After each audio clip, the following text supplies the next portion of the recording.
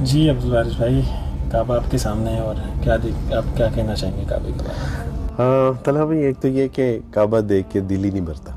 इसमें अल्लाह ने एक ख़ास कशिश रखी है। और यही वो मुकाम था कि जहाँ पे कभी 360 बुतों की इबादत होती थी, और आज देख लेंगे मरकज़ तौहीद बना हुआ है और हर शख्स दीवाना वार चक्कर लगा रहा है और कह रहा है कि लब्बैक अल्लाहुम्मा लब्बैक, लब्बैक ला शरीका लक लब्बैक। अल्लाह तेरे दरबार में हम हाजिर हैं, तेरे फ़कीर यतीम मस्कीन हाजिर हैं, तेरे बंदे हाजिर हैं और तेरा कोई शरीक नहीं है। और यही वो जगह है कि जहाँ पे कभी मुशरिकीन के हलके लगा करते थे और उन्होंने इस्लाम को दबाने की मिटाने की पूरी कोशिश की, लेकिन मेरे अल्लाह ने जो वादा किया था वो सच साबित हुआ।